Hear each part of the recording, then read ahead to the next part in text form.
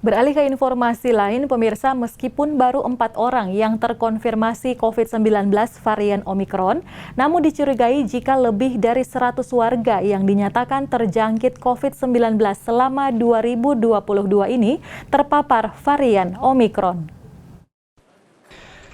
Kamis 3 Februari 2022, Satgas COVID-19 Sulut merilis angka terkonfirmasi positif COVID-19 berjumlah 59 orang.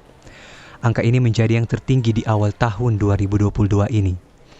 Meskipun demikian, 60% pasien tanpa gejala sehingga hanya menjalani isolasi terpusat di Bapelkes Malalayang, Rumah Sakit Kitawaya Kairagi, dan Balai Diklat Maumbi. Juru bicara Satgas COVID-19 Sulawesi Utara Stephen Dandel menjelaskan jika peningkatan kasus terkonfirmasi positif COVID-19 di Sulut dicurigai merupakan varian Omikron. Ini dilihat dari penyebaran yang cukup cepat.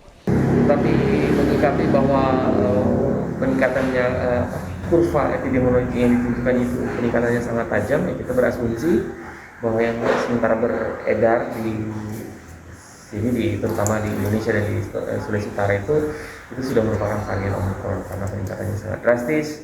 Sebelumnya kita bulan Desember itu tidak pernah menemukan adanya kasus antigen reaktif di penumpang yang datang di Bandara Samratulangi.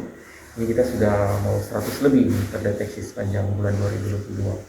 Nah, ini indikasinya hampir mirip yang terjadi di gelombang awal-awal yang terjadi waktu varian Delta di bulan Juli ketika kita mulai juga melakukan screening di bandara.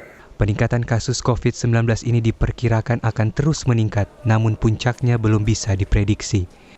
Paul Bawole melaporkan untuk Kawanua TV.